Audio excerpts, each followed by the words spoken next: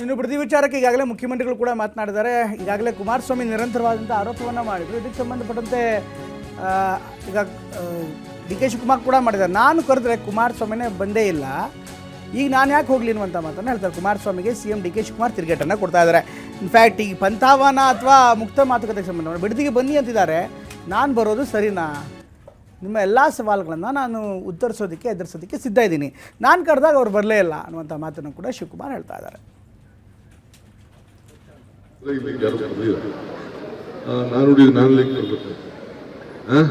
ನಾನು ಬರೋದು ಸರಿನಾ, ನಾನು ಬರೋದು ಸರಿ ಅಂತ ಹೇಳಿ ಇವೆಲ್ಲ ಸವಾಲೆಲ್ಲ ಸ್ವೀಕಾರ ಮಾಡಿದ್ದೀನಲ್ಲ.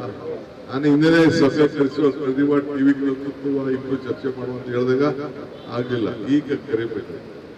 ಈಗೇನು ನನಗೇನು ಅವಶ್ಯಕತೆ ಏನಿಲ್ಲ. ಈಗ ನಿಮಗೂ ಅದಕ್ಕೂ ಸಂಬಂಧ ಇಲ್ಲ. ನೀವು ಆ ಕ್ಷೇತ್ರ ಬಿಟ್ಟುದಾಗೋಯ್ತು. ನಿಮಗೂ ಅದಕ್ಕೆ ಆಯ್ತು ಮಾಡೋದು ಅವಕಾಶ ಇದ್ದಾಗ ಮಾಡ್ಬೇಕಾಯ್ತು. ಅವಕಾಶ ಇದ್ದರೆ ನಿಮ್ಗೆ ಮಾಡೋಕ್ಕಾಗಿಲ್ಲ. ನಾವೇನು ಒಳ್ಳೇದು ಮಾಡಬೇಕು. ಇಲ್ಲಿ ಕೇಳಿ, ಯಾವ ಊರನ್ನು ಒಕ್ಕಲೆಬ್ಬಿಸುವಂತ ಪ್ರಶ್ನೆ ನಾನು ಮಾಡುದಿಲ್ಲ. ಈಗ ನಾನು ಮಾಡುವಂತ ತೀರ್ಮಾನದಲ್ಲಿ ಎಲ್ಲ ಊರುಗಳು ಅಲ್ಲೇ ನಾನು ಕರೆದ್ರೆ